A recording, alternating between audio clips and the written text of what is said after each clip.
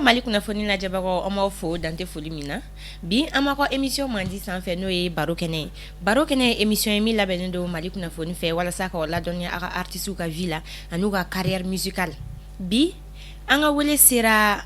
artiste dɔ ma aw bɛɛ lajɛlen b'a dɔn artiste min don a tɔgɔ de ko Ami Lagare comme yɛrɛ tun y'a proposé Facebook sanfɛ k'an ka question caman poser a ye a nana a prêlen don o question ninnu répondre kama an b'a fɔ ye an k'a jɛ k'a lamɛn an la Ami i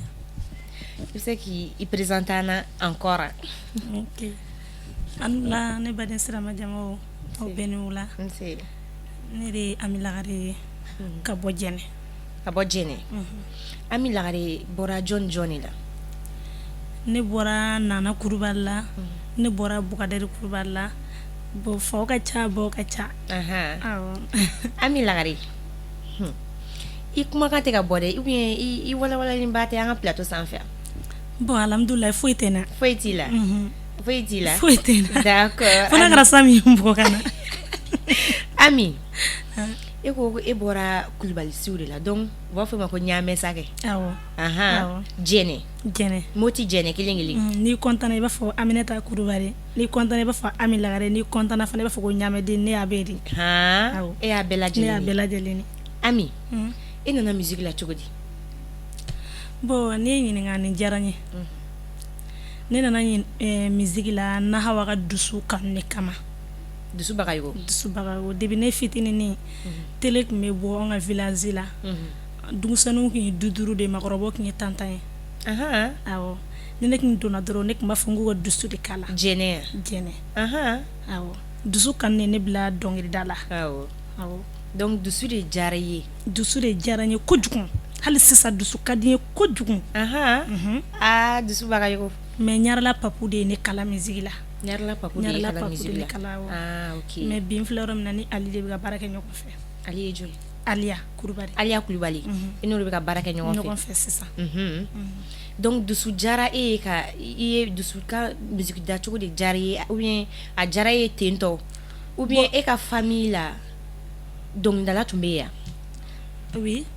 dɔnkilidala ka famille la tun bɛ yen o ye jɔn ye ne yɛrɛ muso min yɛrɛ wolola ne fa la o tun ye dɔnkilidala ba ye awɔ mais o wagati y'a sɔrɔ dɔnkiliw bɛ an bɛ dɔnkili da san cogo min na olu tun t'a da ten olu tun tɛ sɔn ka bɔ n'a ye kɛnɛma mais kɔɲɔ o kɔɲɔ tun bɛ kɛ ne mamuso tun bɛ wele a bɛ taa o y'a sɔrɔ foyi ma bɔ arajo ma bɔ telefɔni ma bɔ kuma tɛ ko ka kan ta i bɛ dɔnkili da cogo min jidunu bɛ fɔ i kun i b'i ka dɔnkili da n'i tilala i bɛ taa fo k'i sa i t'a mɛn yɔrɔ wɛrɛ yɛrɛ la tuguni parce que o y'a sɔrɔ foyi de tɛ yen hali mingoro tun tɛ yen awɔ kuma tɛ ka enregistrer ko awɔ fɛn ninnu ok mami donc o diyara e y'o tes grands-parents non i mamuso olu ye dɔnkili da donc a diyara ye dusu yɛrɛ kanu y'a to i fana donna la voilà mais ne tun bɛ dɔnkili da depuis fitinin musokɔrɔba b'a fɔ cogo la min na ne yɛrɛ ba b'a fɔ cogo min ne tun bɛ dɔnkili da depuis fitinin mais fo n yɛrɛ nana bɔ a kalama n bɛ ka dɔnkili da tuma dɔ ni ne ye dɔnkili da ne ka musokɔrɔba yɛrɛ kan man di n'a ye dɔnkili da i kɔrɔ i b'i tulo datugu mais ni ne tun ye dɔnkili da sisan a b'a fɔ ne ma k'a tɛ fɔ tan a bɛ fɔ tan tɔ de ale bɛ n bilasira mais ale tun t'a dɔn k'a bɛna laban nin na mais ni a labanna nin na a diyara ya bon a bilenna dɛ a bon yan'a kun ka diya a bilenna fɔlɔ de dɛ a bilenna a ko k'i ka kalan de kɛ bon kalan kun ka d'a ye maître min tun bɛ ne kalan fana ne ka kalan kun ka d'o ye ne fa dɔgɔnin dɔ fana tun bɛ yen ko ɲatɛ ale banna bi Ala ka hinɛ na ne ka kalan kun ka di o fana ye kosɛbɛ yaya bɔ ko ka ca diɲɛlatigɛ ko ka ca wala ne yɛrɛ ka sɔrɔ ale yɛrɛ hinɛ de ye ne yɛrɛ bila musique kɔnɔna na i woloba n'o tɛ ne nana Bamakɔ baara de la baara cogo di ne nana baaradenya de kɛ Bamakɔ yan fɔlɔ yan ne ka musique ɲɛɲini ça c'est un scoop yanni ka musique nana baaradenya yan ne ka musique ɲɛɲini ne ye baaradenya de kɛ hali sini ne ka patron bɛ yen wa o bɛ n wele n b'u ka kɔɲɔsumu kɛ fana Bamakɔ yan donc dusu ni adamaden ni dusu b'i la tout est permis mɔgɔ u b'a fɔ cogo di c'est le destin quoi i destin i mana kɛ fɛn fɛn i b'a kɛ voilà wa ne kun b'a dɔn fana ko bɛ ka dɔnkilidala ye dɛ ne yɛrɛ kun b'a dɔn ah bon e yɛrɛ tun b'a dɔn k'i bɛ kɛ awɔ parce que ne bɔla ka bɔ village de la ka na kalan ɲɛ siranya kama ne ba kun bɛ an mɔgɔ 2 de bɛ an ba la cɛmanin 1 ani musomanin 1 degun kun bɛ musokɔrɔba kan kojugu a ka bana kun ka ca bon ni ne nana école la ne bɛna état la maître bɛ ne bugɔ ni ne taara so ni sɛbɛnni cayara ne bɛɛ bɛ tila ne ye fana ni ne taara so musokɔrɔba fana bɛ ne bugɔ tuguni a ma nɔgɔ fan 2 bɛɛ la fan 2 bɛɛ ne kɔni bɛ souffrir fan 2 bɛɛ de la n tɛ se ka leçon ta ni n bɔra école la n bɛ taa nɔgɔ sɔn ni maloforo daminɛna n bɛ taa maloforo la ni tigaforo daminɛna n bɛ sɛnɛ kɛ n bɛ école kɛ bon n tɛ se ka leçon ta tuguni a ma nɔgɔ a kɛra n bolo i b'a fɔ ko kamanagan ye musokɔrɔba bɛ n bugɔ maître bɛ n bugɔ n fa dɔgɔninw bɛ n bugɔ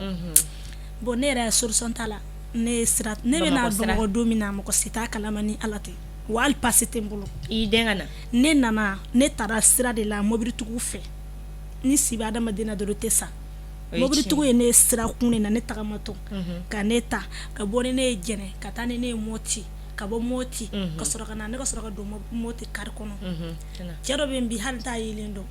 o de ko chauffeur ma k'u ka n don ko ni nana ko n bɛ baara kɛ k'u ka wari sara o de ye ne don baaradenya la o mobili sara ko de ye ne don baaradenya la ni Ala la n ye baara kɛ cɛ ma sɔn ka wari minɛ n bolo a ma sɔn ka wari minɛ tuguni a ma sɔn ka wari minɛ n bolo mɔgɔ ɲumanw bɛ yen halisa voilà mɔgɔ ɲumanw bɛ yen halisa a passela ne na togo passela tantôt degun de ne na Bamakɔ yan fo kana i kɛ dɔnkilidalaba ye f'i k'i lakodɔn diɲɛ bɛɛ b'i dɔn Ami Lagare n'o tɛ alhamdulilayi ala bila alamina n ba kun b'a ka 12 la wagati min na nafolo ko kun t'a kamana gan parce que kun tɛ foyi ye Bamakɔ tagabaw bolo k'u tɛna min sɔrɔ ne bolo parce que ne kelen de kun y'a ka musomanin Lagare Sira ni Lagare ayi sira banna sira banna den fɔlɔ banna bon an mɔgɔ 2 de bɛ tora voilà ne cɛmanin 1 ani musomanin 1 Amina Arabi Ami i ka ni histoire c'est beaucoup touchant mais ni dusu bi adamaden na tu vas arriver loin quoi voilà Ami an bɛ se k'a dɔn album joli b'i bolo sugu la sisan bon n bɛ album bɔ fɔlɔ mais n bɛ k'a préparer parce que dɔ bɛ ka n dɛmɛ a la ani ka village tagalen donna ɲɔgɔn na comme musokɔrɔba yɛrɛ kɔrɔkɛ banna n taara folila ye n nana bi kunɲɔgɔn yɛrɛ de ne kun nana ok bi i nali dɔgɔkun 1 de ye bi ye Jɛnɛ ne ko i bɛ tila ka dɔɔni fɔ an ye Jɛnɛ ko la o to k'a fɔ ko mun ni mun bɛ Jɛnɛ muso ka dɔnkili bamanan dɔnkili de diyara i ye wa sinon ne bolo Jɛnɛ bozo ni fila jumɛn de bɛ bon bamanan dɔnkili tɛ dɛ ne yɛrɛ de ye bamanan ye e yɛrɛ de ye bamanan ye donc sigi fɛ de aw se Jɛnɛ sigi fɛ tɛ cogo di bamananw bɛ Jɛnɛ ne yɛrɛ de ye bamanan ye ni bɛ bamanan ne yɛrɛ de don 100% ka wolo a kɔnɔ ka mɔ a kɔnɔ depuis lawari ne bɔra du min kɔnɔ ni san tɛ hali sɛri tɛ ne mɔcɛ bɔra du min na tile bɛ yan fan fɛ ka na yɔrɔ in na Jɛnɛ moriw ka ca Jɛnɛ bɛ yen a baden bɛ ka ni miiri foyi la sugu bɛɛ bɛ Jɛnɛ in nɔ anw bɛ Jɛnɛba kɔfɛla de la an b'a brousse kɔnɔ n'o tɛ sugu bɛɛ bɛ ne ba ye bamanan ye ne fa ye bamanan ye bamananden lakika ne fan bɛɛ de bamanan ye fan 4 bɛɛ o bɛɛ de ye bamanan ye a bɛɛ de bamanan Kulibali i matigi sigilen bi yan bi i bɛ taa dɔɔni donc e kelen ka i ye dɔnkilida diyara i ye dusu diyara i ye e kelen ka micro ta donni min kama k'i ye dɔnkili da k'a diyara mɔgɔ ye e bɛ se k'o dɔnkili da anw ye yan plateau in sanfɛ bon ne ye dɔnkili min ta don min na k'a diyara mɔgɔ ye n bɛ se k'a da an ka taa fɛ a ye ta fɔ n jali ye basata den jali ye k'a ka te wiri ka sukaro ko la mani den wala i kanu tɛ baasi ye ne y'o dɔnkili da fɔlɔ scène sanfɛ mais o ma ka ɲarala papu nɔfɛ o kɛra zone na filani nɔfɛ filani o jɔn bon zone na filani a tun ye hindu dɔnkili da a n'a ka muso ye hindu dɔnkili da f'a tun bɛ bɔ telema la ne kɔni ma ye mais mɔgɔ de b'a fɔ ne fa kɔrɔkɛ dɔ bɛ zone na bon ne ye n to yen nɔ de ka musique mankan mɛn ne taara fɛ filani kɔni i mana ka mɔgɔ o mɔgɔ i tanga ye dɔnkilidala ye n'i taara a bɛ micro d'i ma i bɛ dɔnkili da a don filani ne ye micro di ne ma ne ye dɔnkili da bon o y'a sɔrɔ n y'a fɔ n terimuso ɲɛna n ko dɔnkilida ka di n ye awɔ bon ne bɛ siran micro ɲɛ micro tɛ mɔgɔ mɔgɔ ne bɛ siran kojugu parce que ne tugula mɔgɔ dɔw nɔfɛ dɔrɔn ne y'i ko k'i gɛn dɔrɔn musow bɛ cɛya o ye tiɲɛ ne dun filɛ nin kami ala ye ne da ne tɛ nɔgɔ fɛ o bɛ ne na parce que ne bɔra muso min na a ye nɔgɔya ta n'a ye se kɔni t'a ye dɛ fɛn t'a bolo i b'a fɔ ne yɛrɛ ye fantanden ye cogo la min na mais n bɛ n ka fɛnni min sɔrɔ dɔrɔmɛ kelen min sɔrɔ n bɛ n ko kɛ n gɛn k'o donna n tɛ nɔgɔ fɛ bon an filɛ degré min na bi n'i karamɔgɔ kɛ artiste cɛman ye ne ma fɔ n karamɔgɔ y'a kɛ na dɛ mais n bɛ ka fɔ voilà exemple de don n'i kɛra artiste musoman ye n'i ye karamɔgɔ cɛman ni kanu ka tugu kɔ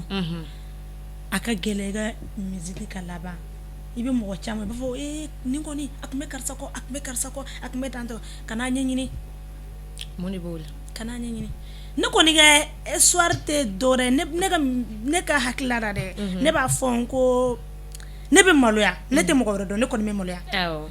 parce que ni ne tugula artiste cɛman kɔ don o don e bɛ k'i ko kɛ taga fɛ yen muso dun de b'a bolo ne bɛ maloya mais n'o tɛ ne karamɔgɔ ɲɛrɛla papu sinan bɛɛ de bɛ ɲininka dɛ wallahi ala ma deli k'a ɲɛ kunkɔrɔ kuma t'a muso ma ɲɛrɛla papu a tɛmɛna ye papu ye ne minɛ de i b'a fɔ ko a woloden a ɲɛna kuma tɛ dɛ ne ni papu tun bɛ bɔ depuis wula fo su an bɛ segin foyi muso ma foyi fɔ ba ma foyi fɔ dɔgɔnin ma foyi fɔ bɛɛ y'a faamuya mais ne yɛrɛ de tilala ka maloya tuguni wa papu ye ne minɛ i b'a fɔ k'a dɔgɔnin n'an bɔra wulada fɛ la an sara wagati ni cogo la tan jardin dɔ b'u ka yɔrɔ la yen nɔ an bɛ taa an sigi yen a bɛ dɔnkili kɛ ne kun an bɔra o la wagati dɔ fana o yɔrɔ tun ka jan na tuguni u ka ekɔliso n yɛrɛla ekɔlisoba an tun bɛ taga yen ka taga leçon ta yen hali ne ni papu tun bɛ taa u ka gɛrɛ na ɲɔgɔn fɛ walasa mais ni mɔgɔ fana n'i bɛ k'i dege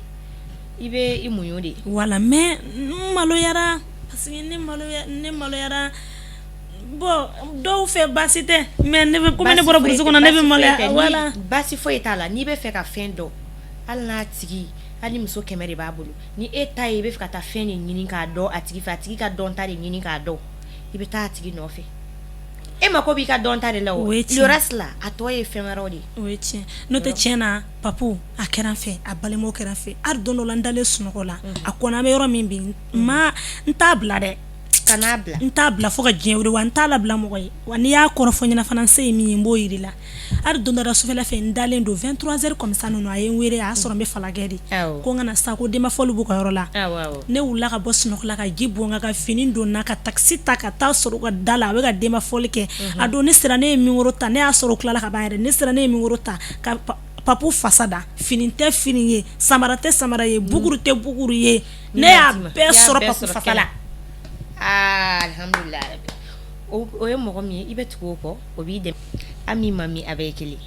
ne ka na o yɔrɔnin na a bɛɛ ye kelen i bɛ mami dɔ yɔrɔ n b'a dɔn mami jolie ne b'a fɔ a ma ko mami la star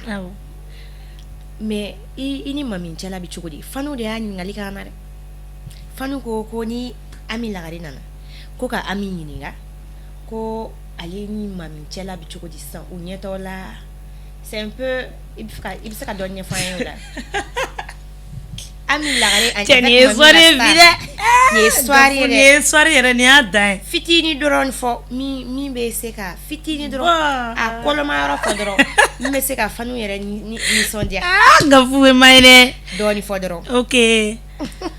bon foyi tɛ ne ni mami cɛ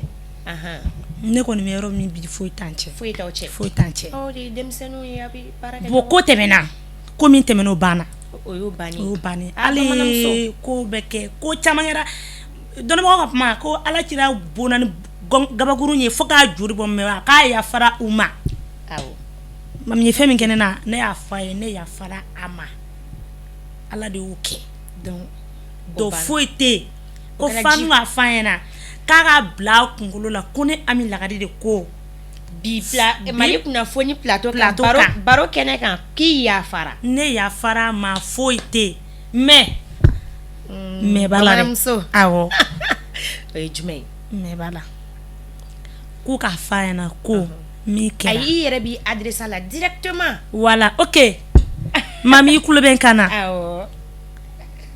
ne tɛ dɛ awɔ kana to ni ɲɔgɔnna wɛrɛ k'i sɔrɔ tuguni a y'a faamuya n'o tɛ ɲarala papu bɛ na n lamɛn a b'a ɲininka ko jara ne delila ka ɲɛ jɔ a ɲɛ na wa a banna Ami ka tila ka Aliya ɲininka ko jara ne delila ka ɲɛ jɔ a ɲɛ na fɔlɔ wa awɔ bamananmuso ko cogo di nin ka kuma dan ye nin ka kuma dan ye i yafara ne yafala mami Ami ko a yafara foyi tɛ yen donc a bɛ se ka featuring daminɛ sisan an k'aw ye featuring na featuring a bɛ dɔnkili duman ba da hali fɔlɔ la a bɛ se ka kɛ ne fasa yɛrɛ ye hali fɔlɔ la o t'an cɛ hali fɔlɔ la a kana bɔ ayi mais a bɛ se k'o kɛ et puis ça va aller quoi mais hali fɔlɔ la o t'an cɛ o mais problème min tun bɛ yen fɔlɔ la ne de tun bɛ dɔnkili dilan ka fɔ mami a kɛ tantɔ wa n'a y'a kɛ tan fana a b'a da a bɛ ɲɛ fana i dɔgɔnin don n dɔgɔnin de don fo k'a ɲɛ wa n y'a minɛ fana i b'a fɔ ko aw bɛɛ bɛ sira kelen in na o san toro ni jene a bɛ sira kelen in don e bɛ tɛmɛ dɔrɔn ka na ale ta san dɔrɔn a bɛ na Bamakɔ mami kun ka di ne woloba ye ka tɛmɛ hali ne yɛrɛ kan ayiwa fila b'a kalama mais i dɔgɔnin de don ni dɔgɔnin ye fɛn min kɛ e de ye kɔrɔ ye kɔrɔ kun ye ɲɛmajɔ ye wala mais ni dɔgɔnin ye fɛn min kɛ kɔrɔ kun ye ɲɛmajɔ ye wala n'a ma ɲɛ a bɛ fɔ ye ni dɔgɔnin ye fɛn min fana mɛn gafo yanni k'a fɔ i bɛ kɔrɔw de k'i b'a juger i b'a ɲininka de ne kɔrɔ ni tɛ se k'a ɲininka mɔgɔ b'an cɛw dɔnbaga baden bɛ yen a b'a fɔ karisa a ye kɔrɔ karisa ɲininka mami ye ne bonya kojugu hali ni mɔgɔ jugu kɛra sɔnsan ye a fɔ k'a kulo fura ka jan mami bɛ ne wele ko tanti Ami de a ye ne bonya ne y'a bonya parce que ne ye mami bila yɔrɔ min na ne ye mami bila yɔrɔ min na ne man ka kalanden foyi tɛ ne bolo a nana mɔgɔ baden sɔrɔ ne bolo tu es une star là Ami Lagare bon Samalagnon donc ya kalanden de mami mais nya bila yɔrɔ min na n yɛrɛ b'i ka i bɛ n tɔgɔ sɛbɛn n yɛrɛ b'i ka école non n tɛ kalanden kalan tuguni sabali sa i delila sa n'o tɛ nya bila yɔrɔ min na i b'a kalama man ka kalanden foyi bila yen mami ne ka fini de tun bɛ bila armoire kelen kɔnɔ o de ka ɲi parce que i dɔgɔnin de don n ye n kɔnɔ ja parce que mun na a ye kanu mɔgɔ k'i ma ko tanti mami b'a fɔ ne ma ko tanti bonya bɛ bɛɛ fa n'o tɛ mami filɛ yɔrɔ min sisan a bɛ se ka baara kɛ wallahi ne b'a dɛmɛ n'a nana i fɛ hali n'a mana ne fɛ a kana na ne fɛ tuguni yɛrɛ a ka ne wuri dɔrɔn Ami a nin bɛ wallahi n b'a dɛmɛ ne ka kalandenw tɛ ne fɛ mami bɔra ne fɛ min na ne ye kalandenw bɛɛ labila mais bita mana fɔ bɛ fɛn kɛ a bɛ ne wuri tana a bɛ tuguni ko bita nin kɛ nin ka ɲi i ka kalanden dɔ ye fana ya kalanden ale nana sɔrɔ ne fɛ foyi de tɛ yen bilen tuguni mami foyi tɛ yen ne yafari ma komi Ala kira yafala juru bɔnbagaw ma cogo la min na mais i b'i jija ne tɛ mɔgɔ wɛrɛ tɛ kana to kɔrɔya dɔgɔya ka k'i baara ya maɲi ok mami i ye kuma in faamuya an filɛbagaw a ye nin kuma mɛn Ami ka fanu a ye nin kuma mɛn ani ni mami ka fanu Ami ko k'ale yafara mami ma pewu an b'a fɔ aw ka sɔgɔlen to Mali kunnafoni kan a ka to ka cliquer j'aime kan ani ka commentaire baw kɛ on est ensemble Ami Lagareni depuis donc i ye dɔnkilida daminɛ ka na se bi ma n bɛ fɛ gɛlɛya kumaba dɔw bɛ yɔrɔ bɛ sɔrɔ a la i k'olu dama énumérer an ye ani i ye nafa minnu sɔrɔ dɔnkilida la i k'o fana fɔ an ye bon gɛlɛya kɔni tɛ ban burusi kɔnɔ mɔgɔ nalen ka fɛn ɲini na dɛ an bɛɛ y'o de ye o e bɔra burusi kɔnɔ ka na e tɛ ba dɔn e tɛ fa dɔn k'e bɛna musique kɛ a ma nɔgɔ a bɛ laban ko dɔ ma dɛ n m'a fɔ n ye baaradenya kɛ a sɔrɔla gɛlɛya de nɔfɛ o yanni ne yɛrɛ k'an somɔgɔw ye k'u dɔn fɔlɔ n taara don baara la mais n bɛ Ala fo k'Ala barikada muso dɔ bɛ sugu la ko Binta Jɛnɛkari don a bɛ kɔnɔ de feere a denmuso tɔgɔ de ye ko Aminata don min ma ne bɔla ka bɔ Jɛnɛ ka na ne sera bakɔfila la u ye ne ta tuguni mobilitigi min nana ne ye ale de tilala ka passe di ne ma tuguni ko Jɛnɛkaw bɛ kɔnɔ feere arrêt la ko ne ka don Sotarama kɔnɔ a don ne donna Sotarama kɔnɔ ka na se arrêt ma ne ko ne mago bɛ Jɛnɛ Binta dɔnnen don kojugu donc ni taara ni sera arrêt la kɔnɔ feerela ka yɔrɔ la n'i ko k'i mago bɛ Binta la dɔrɔn o b'a yɔrɔ yira la bon Ala y'a kɛ ne sera yen dɔrɔn ne ko ne mago bɛ Binta la n ko ne bɛ fɛ ka Binta ka yɔrɔ dɔn taara ne yɛrɛ Binta la dɔrɔn o y'a sɔrɔ Binta denmuso dɔ sigilen bɛ ko Aminata a ye ne tɛgɛ ta ka ne d'o ma san 3 an ka mɔgɔ bɛ ka ne ɲini mɔgɔ si tɛ ne dɔn mɔgɔ si tɛ ne yɛrɛ dɔn deni min ye ne di ɲarala papu ma ala ka hinɛ la biya banna ala ka hinɛ la tɔgɔ de ko ne jabate ne jabate banabaga den de don ale de ne tɛgɛ ta ka ne di ɲarala papu ma ne n'o de tun bɛ baara la du kelen kɔnɔ an ɲɔgɔn dɔn an bɛna taa in fɛ yen nɔ de pour que an ka mɔgɔ ka se ka ne ye ne tatɔ sugu la don n bɛ ka taa na san ni kɔrɔmuso dɔ bɔtɔ arɛda la u taara minɛn san u bɛ ka taa so u bɛ ka tɛmɛ ka taa Korofina o de ye ne a don gafu bɔ kasi ye dɛ o y'a sɔrɔ san 3 ne t'an ka mɔgɔ si ye ɲɛna mais e fana hakili ma jiginna k'i bɛ taa jɛnɛ ka na bon ne tun bɛ yɔrɔ min na ne siralen tun don n fa dɔgɔninw ye olu marigi ma ɲi dɛ n'olu y'i sɔrɔ dɔrɔn u b'i kari de bon tiɲɛna jɛnataga tun tɛ ne kunna tuguni non ayi jɛnataga tun tɛ ne kunna tuguni fo cɛkɔrɔba kelen ka ne wele telefɔni na de ko ne kana ko foyi tɛ i sɔrɔla ka taa bɔ yen ka sɔrɔ ka taga bon n taara bɔ yen min na n nana o la ka sɔrɔ n ka sɔrɔ ka n pɛrɛn misigi kama libaniyɛn cɛ dɔ bɛ yen nɔ o filɛ Kɛnsanbugu n ka cɛkɔrɔba taara n di an ka dugu ka cɛkɔrɔba min bɛ yan o taara n di o libaniyɛn cɛ ma ne tun b'o ka yɔrɔ jɔsi ani baarakɛlaw tun b'o bolo k'o ka frigo jinibere ninnu don ka o wala k'u ka sokɔnɔna nettoyer ne ye n t'o de la n bɛ to ka taa n ɲarela papu fɛ yen n bɛ taa misigi kɛ n bɛ na n bɛ yɔrɔ furan n b'a jɔsi wala ka ɲɔgɔn cɛ wala ne papu bɛ taa fɔliyɔrɔ la a bɛ n wele an bɛ taa fɔliyɔrɔ la ɲɔgɔn fɛ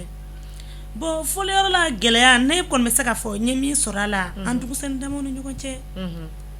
hasidiya fanga ka bon kojugu bon n y'o gɛlɛya sɔrɔ misigi kɔnɔna na n'o tɛ n bɛ se k'a fɔ n ma gɛlɛya bɛrɛ sɔrɔ a la parce que kabini papu ye ɲɔgɔn dɔn n ma gɛlɛya bɛrɛ sɔrɔ a kɔnɔ ni papu in dun y'an to ɲɔgɔn bolo de n ye misigi bɔ kan to n ye fɛn bɔ sɔn kelen bɔ o sɔn kelen bɔlen ala kɛ n tun bɛ maaw siribe fana fɛ yen n taara maaw siribe fana fɛ yen foyer kɔnɔ n tun bɛ maaw siribe n ka sɔn yɛrɛ ale ko ale ni denni bɛ se ka baara kɛ ɲɔgɔn fɛ ko maaw ka n wele ka gɛrɛ a la aw kulubali damaw don an fana de ɲɔgɔn kanu ni min baden kanu i bɛna wale mɔgɔ kanu koyi a t'an ka ɲɔgɔn kanu bani aw kulubali damaw don aw sɔdina damaw don a bɛ se ka ɲɔgɔn kanu i ka histoire c'est très bien c'est très touchant maintenant o bɛɛ kɔnɔna na i ka dɔnkili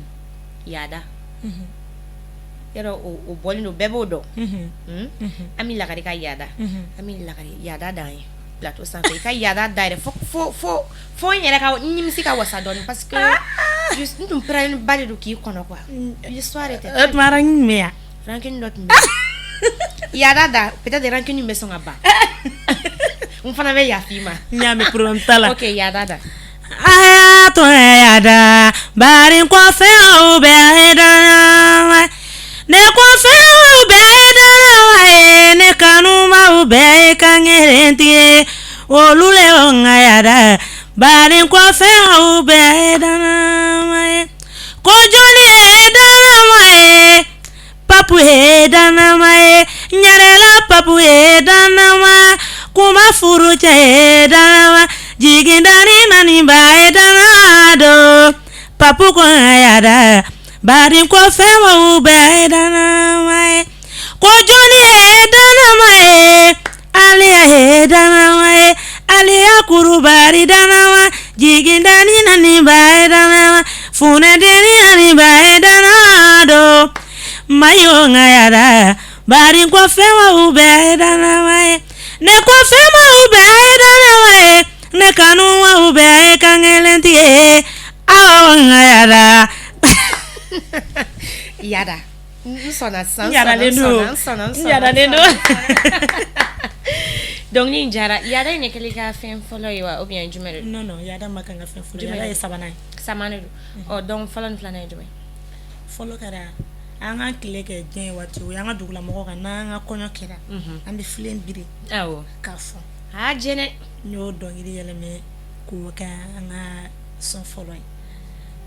bon filanan ni lindi de y'o da ɲɔgɔn fɛ lindi awɔ mami wata n b'a fɔ mami e ma dɔn ye ni gɛlɛya tɔnɔ 2 tɛ sɔrɔ sɛfa kelen na n'o de ye dɔnkili filanan da ɲɔgɔn fɛ i mɛnna Bamakɔ yan dɛ parce que o dɔnkili in bɔra a mɛnna dɛ ayi mais o bɔlen kɔfɛ de o bɛɛ ye sɔrɔ Bamakɔ yan o bɛɛ ye sɔrɔ Bamakɔ yan o don de den nana joona o da don min na Maxi Fagansi la o y'a sɔrɔ ne yɛrɛ bɛ Maxi Fagansi la o don de ne lindi ye ɲɔgɔn dɔn a ka mami soli diyara ne cɛ Ami marque ma nɔgɔ dɛ ka na ka daminɛ barakɛdenya na ka pan ka yɛlɛ sanfɛ san wa i ma bɛɛ ye dɛ fo n ka kɛ karamɔgɔ 2 ɲɔgɔnna de ma awayi n bɛ taa fo yan fɛ ka na sala tɛmɛ ma kɔnɔ bani Ami lagare ma kɔnɔ sɔɔni bɛna jɛnɛma in dɛ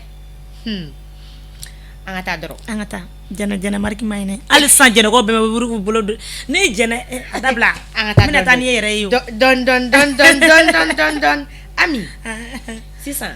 i tun yɔrɔnin dɔ fɔ i y'a zappé dɔrɔn ka tɛmɛ artiste denmisɛnninw ni ɲɔgɔn cɛla la an b'a ye Mali artiste denmisɛnninw ni ɲɔgɔn cɛla la e yɛrɛ ka génération an b'a fɔ ko an bɛɛ ka génération bɛn tɛ yen rivalité caman bɛ yen nɔ mais mun de bɛ na ni o ye ni ɲɔgɔn cɛla la i bɛ se ka ladilikan jumɛn de di o ta fanfɛla la bon Gafu ne ɲininkali in diyara n ye mais ne filɛ ni mɔgɔ caman ka côté kelen mɔgɔ ko ne bɛ siran mɔgɔ ye ne tɛ siran mɔgɔ ye ni ne y'a dɔn dɔrɔn i bɛ k'i yɛrɛ titiri bonya ne ta ye dɔrɔn ne bɛ bɔ i kɛrɛfɛ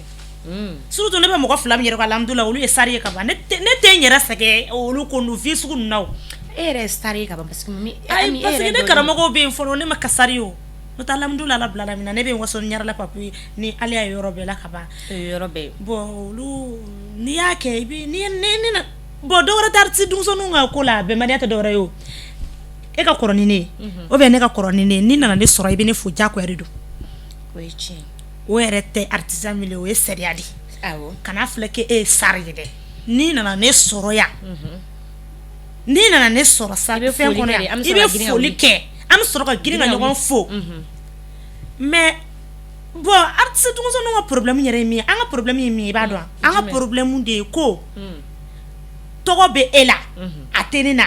ni e nana ne sɔrɔ yan parce que tɔgɔ dɔnni min bɛ e la k'e tɛ ne fo tɔgɔ min bɛ e la n'o tɛ ne na e don fini man pisa ne don fini o a bɛɛ ye kelen i bɛ taama dugumakolo min sanfɛ i fana bɛ taama ne Ami Lagare fana bɛ taama o sanfɛ de i bɛ ji min i b'a min yɔrɔ min ne b'a min n'i sara fɛnkɛ kelen ne yɛrɛ sara fɛnkɛ kelen sariya bɛ min yɔrɔ si surtout o tɔgɔ yɛrɛ ye wagati kunkurunin sa wala banna mais n'i ye ne kɔrɔ ye ne kan tɛ mɔgɔ wɛrɛ ma dɛ kana kɛ sari yɛrɛ ye dɛ sariya yɛrɛ n t'a fɔ ko ala kana nɔgɔya yɛrɛ sariya yɛrɛ kana d'i ma fiyewu mais n'i ye ne kɔrɔ ye ne de b'a dɔn pɛrɛ ne sɛgɛ kɔrɔ ne si wala n'i ye ne kana ne fo ne b'i fo o bɛ ne yɛrɛ la o de ka ɲi ne b'i fo mais ne ye génération kelen ye parce que k'e tɔgɔ bɔlen don ka tɛmɛ ne tɔgɔ kan e nana ne sɔrɔ yɔrɔ la ne m'i fo e ma ne fo ko ne k'i fo n'a ye jata fɔ yɔrɔ bɛɛ la k'Ami Lagare jamalen don ne sɔnna donc ni i nana a kan ka foli o de kan ka ne bɔra ne fa bara burusi kɔnɔna na a bɛ yen o bɛ yen nɔ de o de bɛ yen voilà an ka du kɔnɔ an fɛ yen anw bara togoda la ne bɔra yɔrɔ min na ne wolola yɔrɔ min kɛ ne mɔ yɔrɔ min a bɛ yen Ami e yɛrɛ bɛ ka waso ni jɛnɛ ye cogo min na ne yɛrɛ bɛ waso n'an ka dugu ye dɛ a dabila ne ka dɔnkili bɛɛ e m'a mɛ Ayuba ye wula ne ka dɔnkili bɛɛ dɔnkili tɛ n'i ma jɛnɛ tɔgɔ tɛ min na dɔnkili tɛ ne ba tɔgɔ tɛ min na awɔ ne fa dugu ni ne siɲɛ wɛrɛ dɔnkili i bɛ ne tɔgɔ k'a la n y'a mɛn siɲɛ wɛrɛ ta i bɛ ne tɔgɔ k'a la Ami Lagare e b'i ka inspiration sɔrɔ cogo di parce que on dirait i ka inspiration bɛ na fan bɛɛ fɛ quoi e yɛrɛ b'a sɔrɔ cogo di i ka inspiration e bɛ se ka sigi cogo di ka musique bɛ na cogo di e kun na bon awa n ma kalan kɔni parce que n dara Sɛngɛmani na m'o yɛrɛ kalan kɛ Sɛngɛmani yɛrɛ la parce que i tun bɛ bɔ i bɛ siran Kulibali ninnu ti voilà n bɛ siran tɛ taa yɔrɔ jan n tɛ kalan kɛ ne yɛrɛ sera ka fɛn min dɔn dɔrɔn moins plus a banna e dan kelen o ye ne tun bɛ note sɔrɔ fɛn kelen min na i tɛna n ko fiya dɔnkili san ni san kɛra dɔnkili bɛ taa ala Kulibali dɛ n taa n ka kilasi voliya yɛrɛ de sigilen fili kuranɛ mais n kun ka fisa dɔ fana ye dɛ n ko fiye ka bɔ a la o bɛ kɛ o b'a la minɛ i mana kɛ cogo o cogo i bɛ kɛ camancɛ la voilà n kun ka fisa dɔ fana ye mais n kun ma note kelen sɔrɔ fɛn kelen min yɛrɛ la ko 10 heure bɛ 10 dɔnkili tiɲɛ na i ka baara yɛrɛ kalan kɔni o tɛ na sisan n bɛ n sigi kuma dɔ ne dalen Gafu n'i y'a f'u ye ne dalen kuma dɔ ne bɛ kunu wallahi ka dɔnkili di ne ma wallahi ala ne bɛ kunu de ko nin da aw ka dugu in bɛ ten ne hali sisan ne filɛ n ka sokɔnɔ min na dɔnkili bɛ jigin ne dalen sunɔgɔlen de kɔnɔ n bɛ wuli dɔrɔn n b'a ta ne telefɔni filɛ nin ye a b'a kɔnɔna na hali a dɔw fɔ a bɔlen tɛ kosɛbɛ i b'a dɔn k'a fɔ pɛrɛ ko sunɔgɔ kan bɛ n na ne wulila sɔgɔmada fɛ sisan n bɛ sɔrɔ k'a lamɛn ni y'a lamɛn n bɛ sɔrɔ k'a da ni y'a da n kan ka minnu fara kan n b'olu da ni taara studio la n ka son bɛ bɔ Kensi ka studio de la Dawudabugu ni n taara yen nɔ bon ni kan ka minnu fara kan ni minnu kan ka fara kan ale fana b'a hakililataw di yan an b'olu fara kan ni guitare fɔla fana bɛ yen nɔ fana b'a hakililata di a b'o fara an b'o fara ɲɔgɔn kan ne ka son dɔw bɛ dilan ten mais dɔw kɔni n bɛ taa n b'a da cogo min na a bɛ da ten fana de wa mɔgɔ si tɛ foyi fara kan i ni baara Ami Lagare i y'a fɔ ko dusu de diyara i ye dusu bagayi ko mais munna i ma dusu ka style dɔɔni ta de ou bien dusu yɛrɛ de diyara i ye ten tɔ wa ou bien ka musique de diyara i ye parce que i ma dusu ka style ta dɔn dusu ka musique de diyara n ye kojugu a yɛrɛ ka di n ye fana e bɛ se k'a ka musique dɔnkili dɔ dusu ka fɛn a ka funɛsiw o ka di ye quoi Ala dusu bagayi ko dusu yɛrɛ de ka di ne Ami ni ye wallahi ala mari artiste de ka di ne yɛrɛ mais dusu yɛrɛ de ka di ne ni ye e bɛ se k'a ka dɔnkili dɔ d'an ye bon n bɛ se k'a ka dɔnkili da a ka dɔnkili jumɛn de diyara ye depuis fitinin mani parce que o bɛɛ kɛra na dusu kun ka di denmisɛnnin caman yɛrɛ toro dusu kun ka di ne dusu kun ka di ne ye kojugu wallahi a ka dɔnkili dɔ d'an ye an ka a taara kana bila kula sa mɔgɔ min bɛ ka bamanankan dɔnkili k'u ka dusu dɔnkili i bɛ k'o lamaloya de sa a bɛɛ bamananw ye Bugunikaw ni a Kulubalisiw bɛɛ tɛ kelen ye n'a dɔn ka nabɔ waso la denba kɔnɔdi yo i ko di de mɔgɔ ma kɔnɔ a ye foli di denba ka jama a ka ɲi ne tun b'i laminɛ o ne tun b'i laminɛ o a ka ɲi tan jɔ ko dusu yɛrɛ bɛ k'a da a ka ɲi tan jamana n'i ye hali a ta minɛ o la o y'an ka taa ye aw Kulubali damaw don merci Ami Lagare jamana bɛ yɔrɔ min na ko bi a gɛlɛyalen don crise sociopolitique in na i yɛrɛ hakilinata ye jumɛn de ye ni ko in yɛrɛ jamana in bɛ situation min na sisan i hakilinata ye jumɛn en tant que artiste bon i bɛ se ka jumɛn de fɔ aw ye artistes ye a bɛ se ka jumɛn de fɔ an ye artiste ye mais an ye denmisɛnninw ye dɛ artiste awɔ denmisɛnninya t'a la o kɛlɛ in bɛ ka kɛ an denmisɛnninw de kama donc i bɛ se ka jumɛn de fɔ min bɛ an bɛɛ dusukun salo ka bɛɛ de dusukun salo o ye tiɲɛ bon ladilikan min kɔni bɛ ne bolo an ka sɔn ɲɔgɔn ta ma an ka hɛrɛ bɛ fɛn min na an k'o ɲini k'o dɔn kɛlɛba in nafa foyi t'a la wala fɔ tuguni ne tɛ n bɔra coronavirus min na sisan ni ba t'i ba ye i bɛ tiɲɛ fɔ dɛ kalo 3 in a ma diya dɛ surtout an artiste denmisɛnninw a ma diya a tɛ se ka diya dɛ mais alhamdulillah ne bɛ jɛnɛkaw barika da wallahi ne bɛ jɛnɛkaw fo yɛrɛ de fo ka fɔ n bɛ jɛnɛkaw fo foli b'u ye n bɛ jɛnɛkaw fo dɛ wallahi bon an kɔni b'u deri hali sisan ala ka jamana in ala k'a ɲɛma jɔ amina an kana kɛlɛ kɛ na an kana woyo kɛ na an ka miiri ni Mali kɛra fɛn o fɛn ye anw maliden ta de don ne yɛrɛ ma deli ka maliden ye fɔlɔ ko min ma disi gosi ni malidenya ye ne m'a ye o ye faso kanu dɔ ye hali o yɛrɛ o ye kan k'an sewa kosɛbɛ maliden kelen kelenna bɛɛ b'a disi gosi ne ka maliden hali minnu bɛ kɔ kan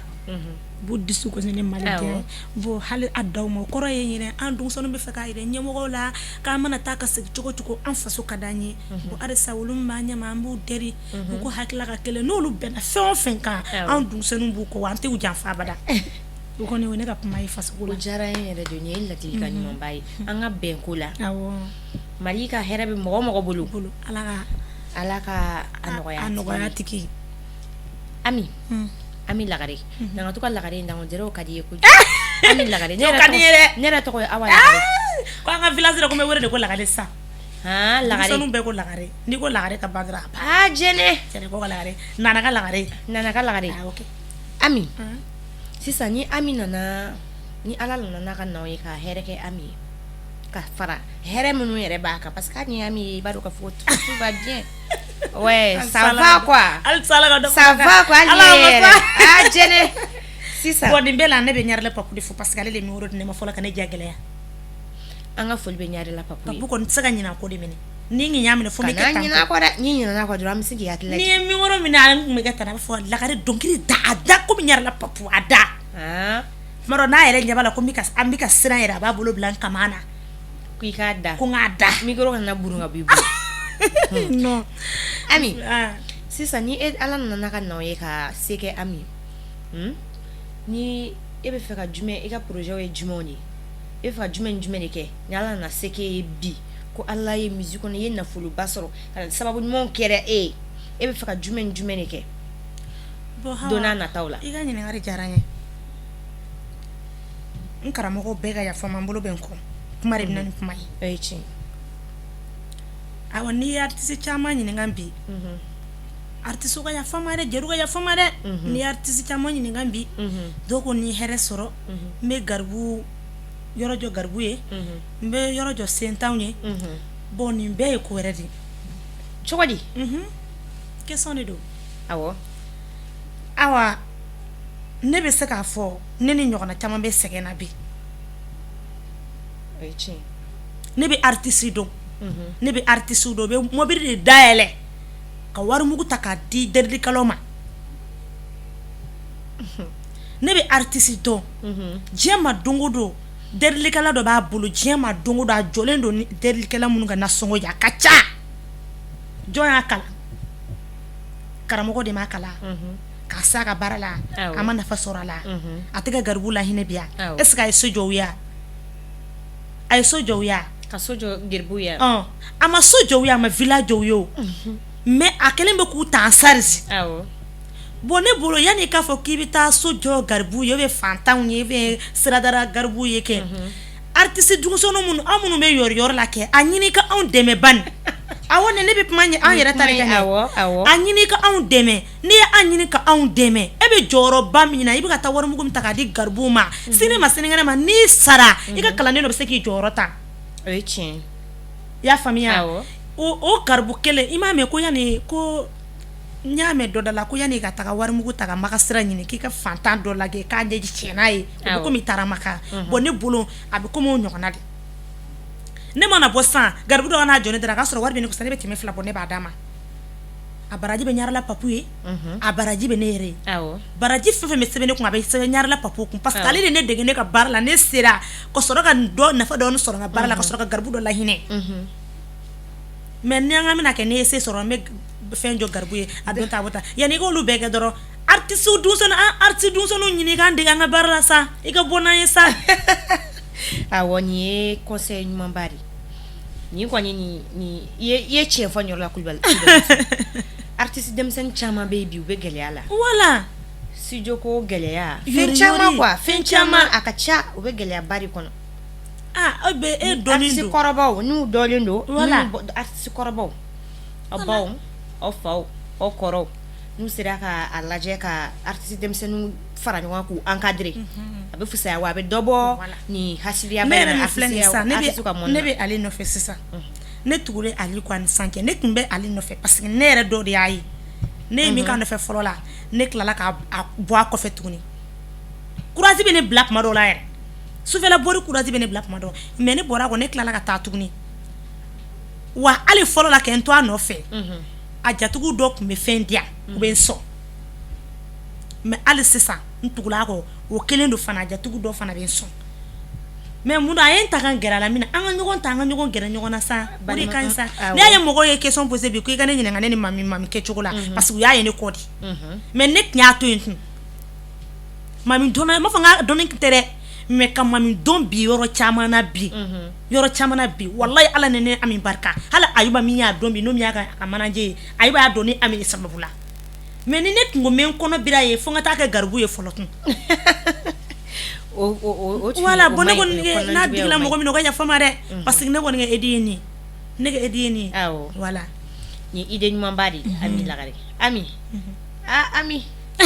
Ami i bɛ se ka dɔnkili dɔ ta o yɔrɔnin na an ka taa fɛ parce que an bɛ ka se an ka émission kuncɛ yɔrɔ la i k'an la show dɔɔni quoi parce que ne bɛ fɛ ka wuli ka dɔɔni kɛ bamanandɔn kɔni Maliyɛnw ne b'aw ɲininka o tuma jɛnɛ tɛ Mali dɔ ye wa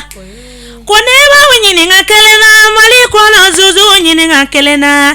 ko ne b'u ɲininka kelen na Mali kɔnɔ président ɲininka kelen na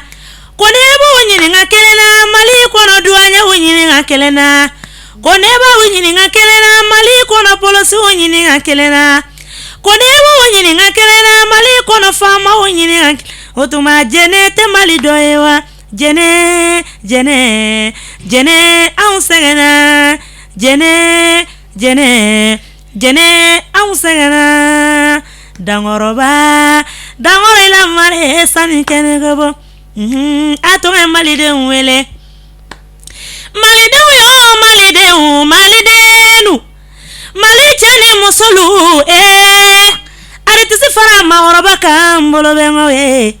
radio baarakɛlaw teleso baarakɛlalu lagare ami bolo bɛ ŋɔ bɛ a ye yafa kalanden kɔnɔ ma kan to deniya ye baba ne bɛ kalanso la ma kɔkan fɔlɔ aw ne ye ba kelen aw ne ye fa kelen aw ne ye kɔrɔni dɔ aw de cɛ kelendenw ne ye malidenw bɛ ni zaban tura bolo fara bɛ caya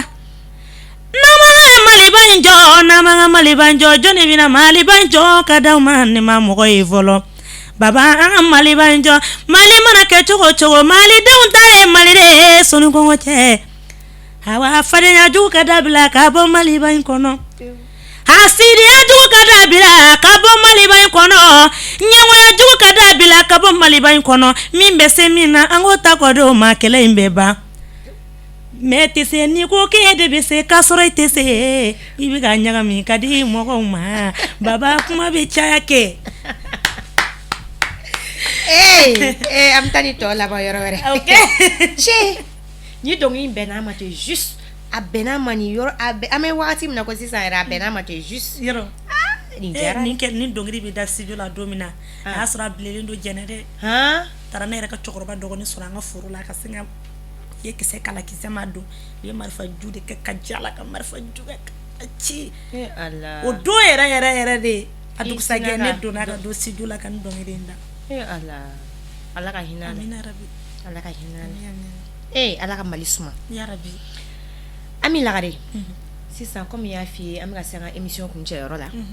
an bɛ fɛ i yɛrɛ bɛ conseil Ami yɛrɛ ma ɲininka dɔnkili minnu kuma minnu na a bɛ fɛ k'o fɔ a ka faniw ye bɛɛ lajɛlen k'a mɛn